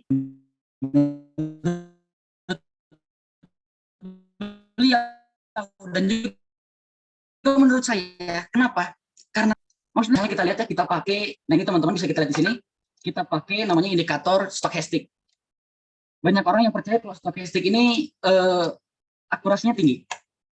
Orang yang menggunakan stokastik percaya kalau garis di sini menyentuh bersilangan, kuning dan biru menyentuh bersilangan di sini, di bawah sini, di bawah garis ini, di bawah garis biru, itu bakal naik ke atas. Dan memang benar, kata stokastik memang benar.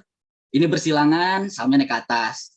Ini bersilangan, sahamnya naik ke atas. Ini bersilangan, sahamnya naik ke atas. Itu kata indikator stokastik.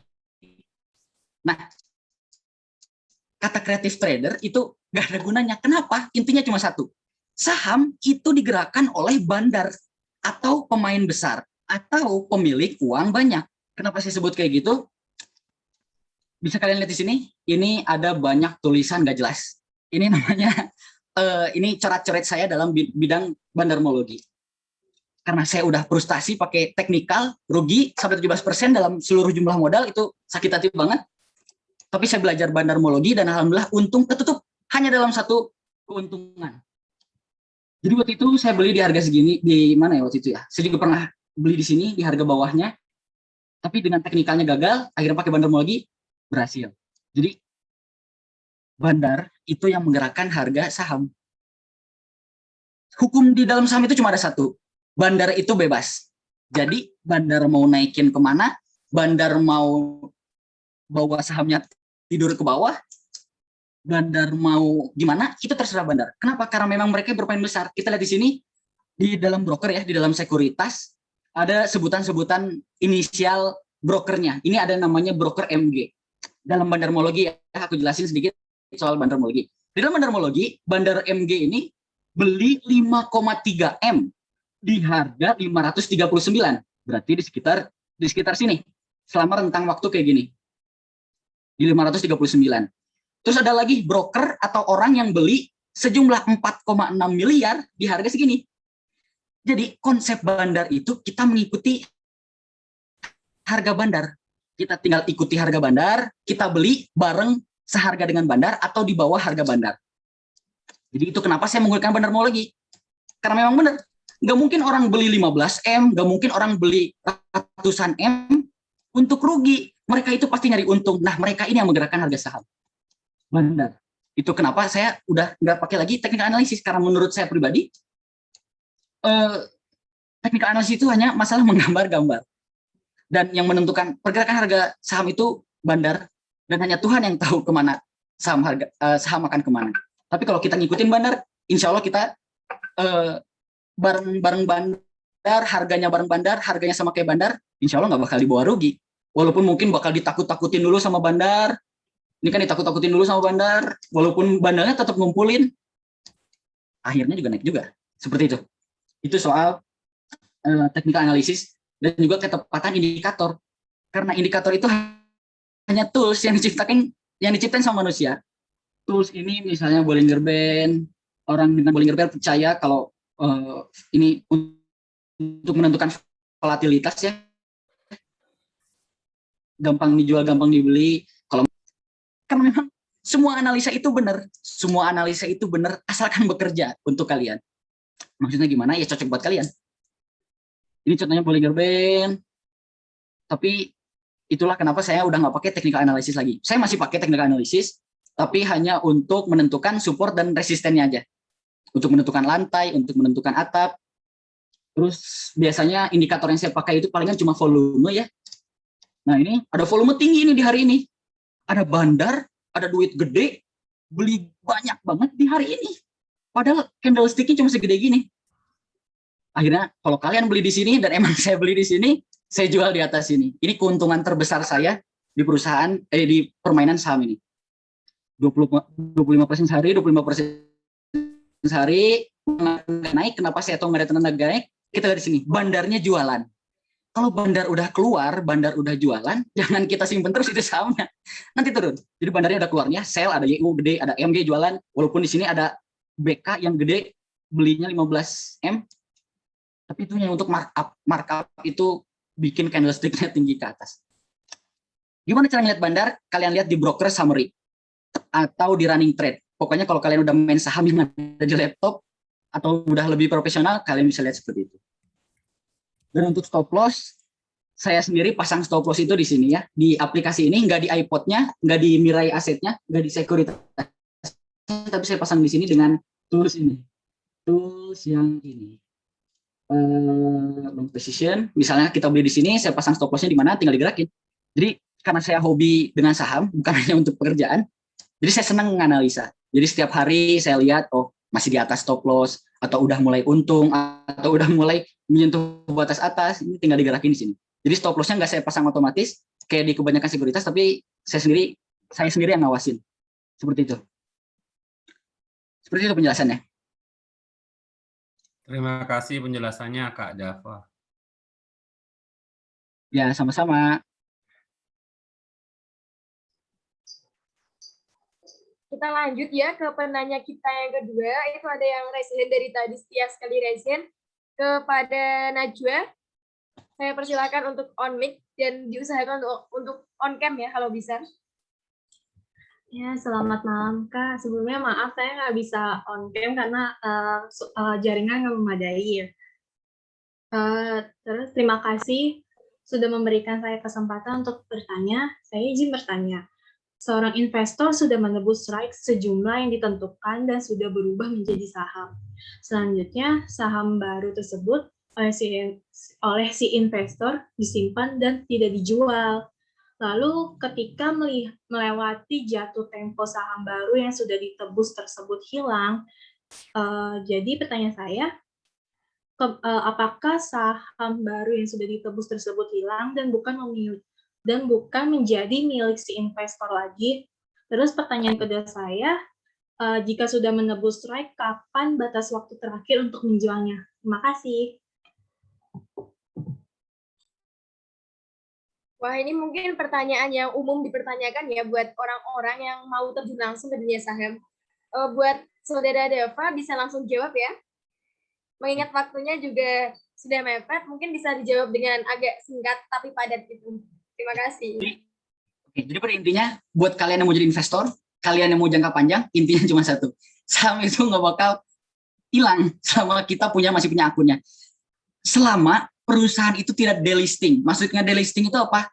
Mereka udah nggak jualan saham lagi. Saking buruknya perusahaan itu, saking jeleknya harga saham itu, saking sahamnya nggak pernah kemana-mana, itu bakal delisting oleh BI atau Bursa Efek Indonesia. Maksudnya delisting gimana? Dihapuskan dari pasar modal. Ada perusahaan yang kayak gitu. Saking perusahaannya jelek, saking perusahaannya rugi, atau perusahaannya tutup, itu bakal delisting, saham kalian bakal nggak ada. Itu kalau sahamnya delisting. Pertanyaannya, jarang banget ada perusahaan yang kalian pegang itu delisting. Dan juga jarang banget ada perusahaan yang hancur tiba-tiba ya. Atau mungkin kena skandal ya bisa aja mungkin ya. Tapi jarang banget ada saham-saham yang kalian hilang. Itu saya belum pernah ya. Saya juga belum pernah dengar ada saham kehilangan saham gitu. Kepemilikan saham kita jadi hilang. Kenapa? Karena selama perusahaannya masih hidup, selama perusahaannya masih jualan saham, Anda masih jadi investor. Seperti itu. Baik, buat Najwa apakah menjawab? Menjawab Kak. Makasih penjelasannya. Terima kasih kembali. Selanjutnya ada Zaki nih yang juga resen dari tadi. Buat Zaki, kami persilahkan untuk on mic dan on cam ya kalau bisa, agar interaksinya lebih terasa gitu sama narasumber kita.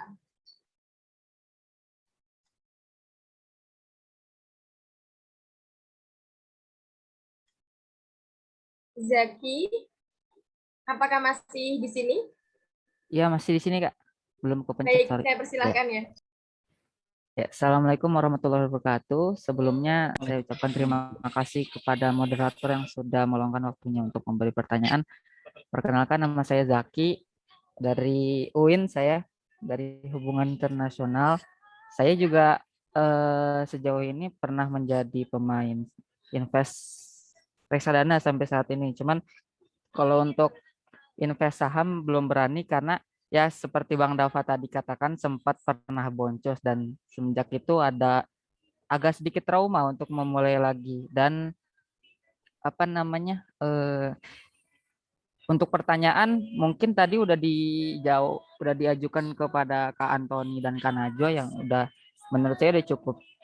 Yang saya ingin tanya itu apakah ada sebuah mentoring ke depannya untuk pelaku-pelaku investasi saham yang masih awal-awal, yang masih biji jagung, supaya tidak mengalami kerugian yang besar gitu kan.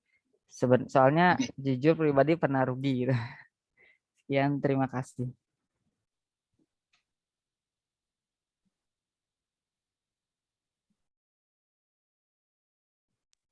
Baik, untuk Saudara Dava bisa langsung dijawab ya.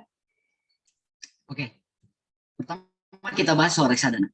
Reksadana itu jarang banget ada yang rugi. Tapi pergerakannya lambat. Sebulan cuma 0, berapa, setahun ya nggak bakal lebih dari 30%. Setahu aku kayak gitu. Di dalam reksadana, kenapa bisa disebut jarang rugi? Karena yang memainkan saham kita itu orang lain, manajer investasi. Tapi apakah bisa rugi? Bisa banget. Contohnya skandal di Jiwasraya.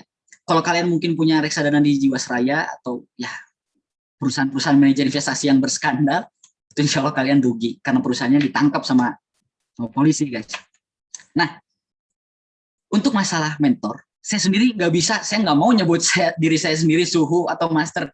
Kalian bisa belajar sendiri untuk saham itu yang terpenting cuma satu, nomor satunya analisa, nomor kedua risk management. Untuk belajar analisa, kalian bisa belajar ke YouTube di sini, guys. Nah, ini ada orang-orang yang jadi mentor aku selama aku belajar teknikal, belajar fundamental, belajar bandar. Misalnya Zaki cocoknya sama chart, suka ngeliat indikator, suka ngeliat pergerakan harga saham, belajar sama Bang Andi Sanjaya. Bang Andi Sanjaya ini ada di YouTube, ini lengkap banget. Kalian bisa belajar teknikal sampai jago, bisa lah di Andi Sanjaya, ini ngejelasinnya banyak banget, videonya banyak. Di fundamental, kalau kalian suka ngeliat laporan keuangan, kalian suka ngeliat perusahaannya bagus atau enggak, belajar sama Bang Timothy Ronald di Ternak Uang, atau sama Bang Rian Filbert. Ada bukunya ya, buat masalah fundamental analisis ini, mereka punya, pokoknya tinggal belajar ke sini aja. Mereka punya YouTube, punya Instagram, dan lain-lain. Kalau kalian suka sama ngelihat saham tiap hari, ngelihat pergerakan bandar, punya banyak waktu, belajarnya bandarmologi. Kenapa? Karena kita harus mantau terus ini bandar geraknya kemana. Apakah bandarnya beli, apakah bandarnya jualan, apakah bandarnya diem, belajarnya ke sini, kreatif trader atau Bekti Sutikna. Nah, perlu kalian tahu, Bekti Sutikna, pemakai bandarmologi ini adalah salah satu scalper terhebat di Indonesia. Kenapa? Dalam satu hari, di dalam perlombaan saham ya, jadi di Merai Aset ada perlombaan namanya championship apa gitulah, dan Bekti Sutikna ini ikutan. Sehari total transaksi dia 2,4 triliun. Padahal cuma orang biasa dari Yogyakarta.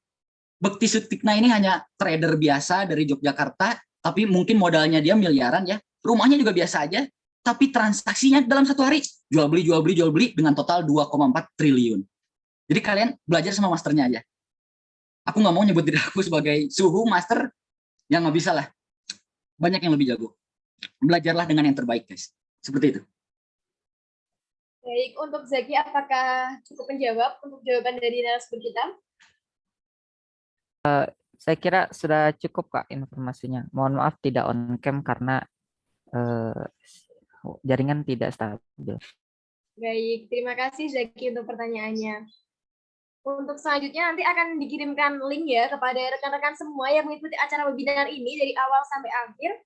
Bisa langsung nih ngisi link yang ada di kolom chat, karena link tersebut nanti yang akan berisi data-data siapa saja yang mengikuti webinar kali ini. Dan yang mengisi link lah yang berhak untuk mendapatkan e-sertifikat. Waktu udah menunjukkan pukul 9:04 nih. Bagaimana Saudara Dava? Apa kita tambah satu pertanyaan lagi atau kita cukupkan sampai di sini? Boleh sampai subuh? Mau sampai subuh? Sepertinya memang pembahasan tentang saham ini seru sekali ya. Ini tadi saya ada melihat satu pertanyaan nih dari Saudara Bangkit. Apakah Saudara Bangkit bersedia menyampaikan pertanyaannya secara langsung dengan on mic dan on cam?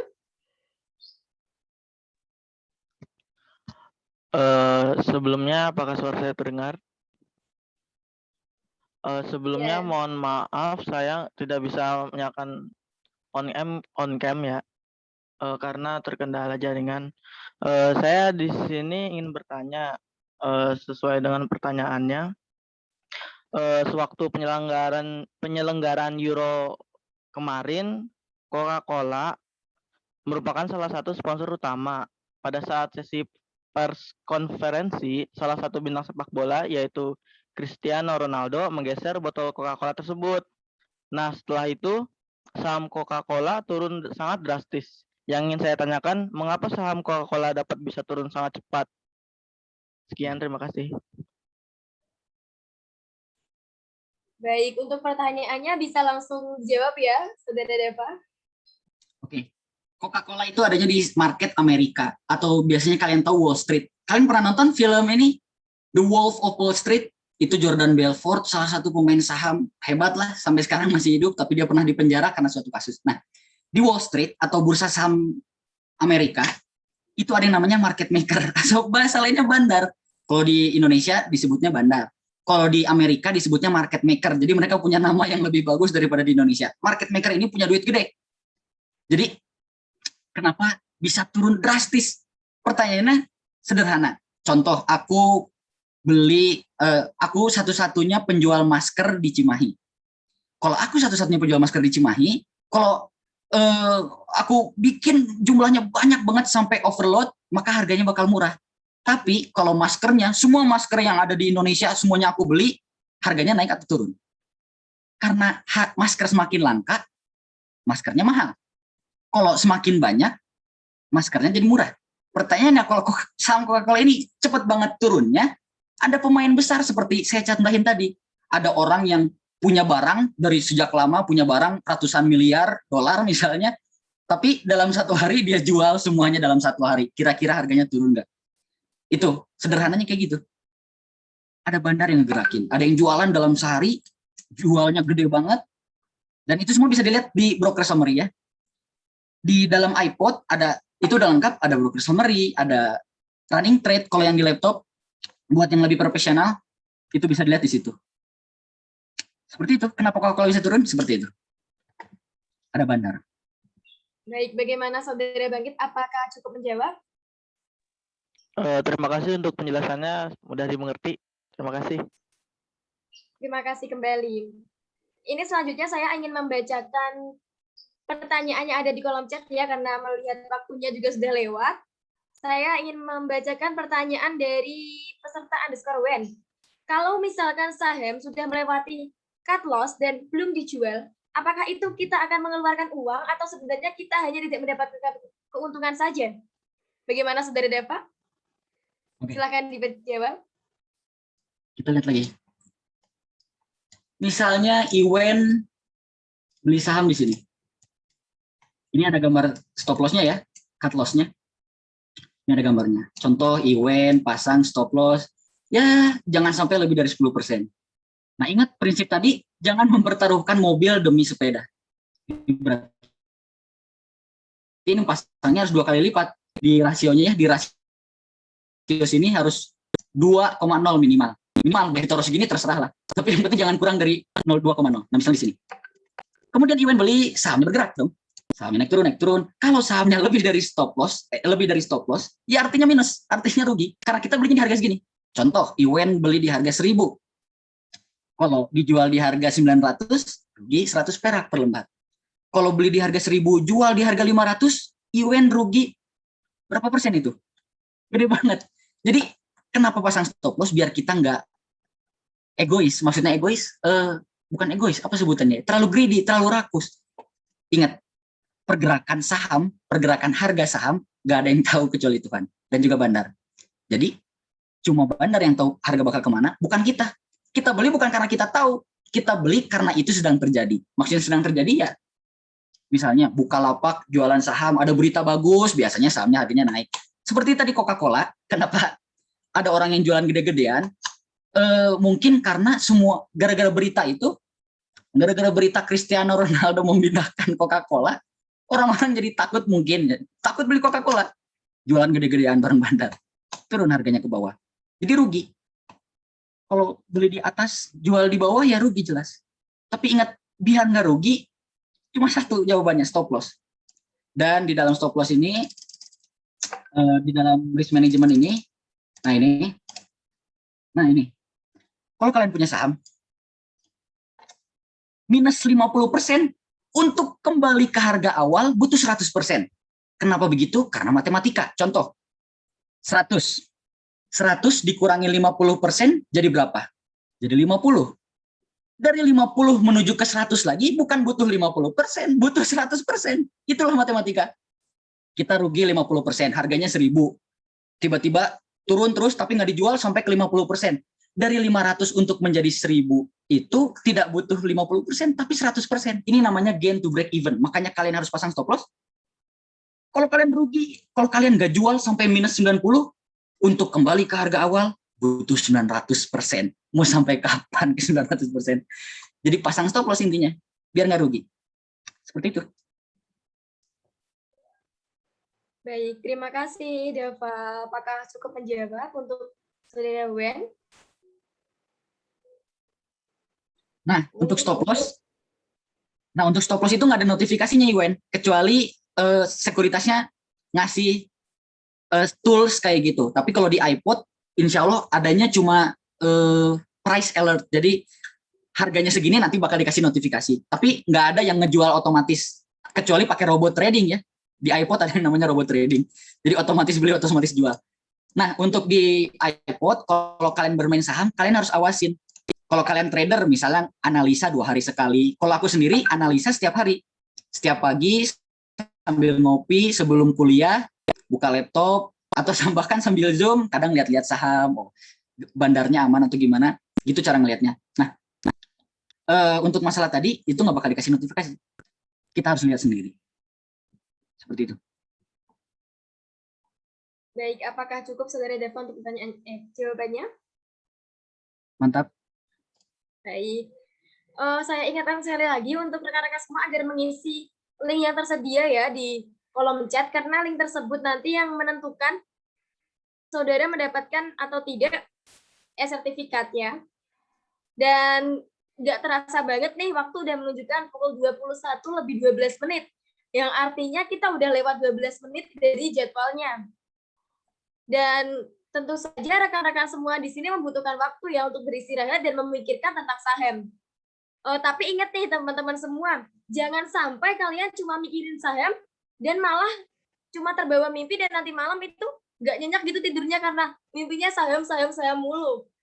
Nih buat saya sendiri ingin mengingatkan kepada teman-teman semua, jangan pernah terlalu lama untuk berpikir hingga pusing apabila kita bisa langsung melangkah untuk memulai semuanya dari nol. Mumpung besok juga masih hari Minggu, bisa nih mempelajari dan mendownload aplikasinya. Nanti hari Senin kita implementasi dan langsung beli saham. Sebelum kita akhiri, untuk Saudara Dava, apa ada closing statement? Jadi gini guys, kalau kalian punya duit dingin, berapapun itu, investasi, jangan ditabung. Buat yang cocok reksadana, beli reksadana. Nggak mau ribet, beli reksadana. Punya duit banyak, beli properti. Atau kalian suka melihat yang berkilau, beli emas. Intinya apapun itu, karena pergerakannya cepat, jualnya cepat, caranya gampang, tapi ingat, saham itu high risk, high return. Perlu aku ulangi lagi, saham itu high risk, high return. Gampang untung, gampang rugi. Seperti itu. Jadi kalian perlu hati-hati dan perlu belajar banyak. Terima kasih. Jangan lupa belajar analisa sebelum beli saham. Oke, baik untuk rekan-rekan semua. Ini mohon maaf ya apabila masih ada pertanyaan yang belum terjawab karena memang waktunya sudah melebihi waktu yang kita tentukan. Untuk sekarang kita udah berada di sesi akhir dari acara webinar kita malam hari ini. Untuk rekan-rekan semua diharapkan untuk dapat on cam ya, karena kita akan melakukan sesi foto bersama sebagai dokumentasi. Ayo rekan-rekan semua diharapkan untuk on cam.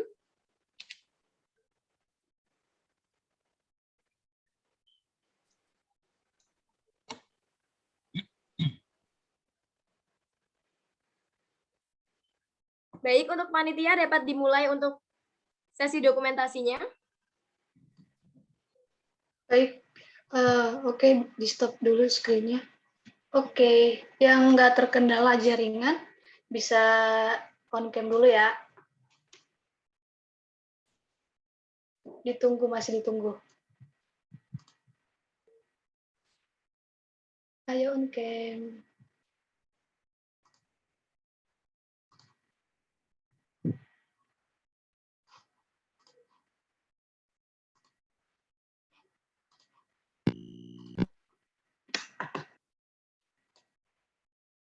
Oke, sepertinya cukup. Slide pertama, 3, 2, 1. Oke, sebentar di-save dulu.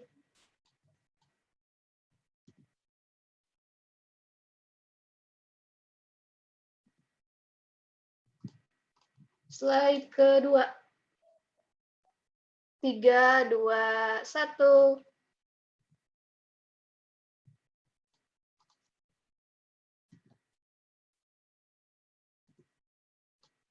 Slide terakhir. 1, 2, 3. Oke, terima kasih. Terima kasih kembali Kakak Panitia. Untuk rekan-rekan semua, rekan-rekan peserta semuanya yang sudah mau meluangkan malam minggunya dengan mengikuti webinar kita pada malam hari ini, saya sangat mengucapkan terima kasih dan mewakili seluruh panitia yang bertugas pada malam hari ini, saya mengucapkan mohon maaf apabila ada kesalahan, baik yang disengaja maupun tidak disengaja. Saya akhiri webinar kita pada malam hari ini. Wassalamualaikum warahmatullahi wabarakatuh. Untuk seluruh peserta dapat meninggalkan room Zoom ya. Waalaikumsalam warahmatullahi wabarakatuh.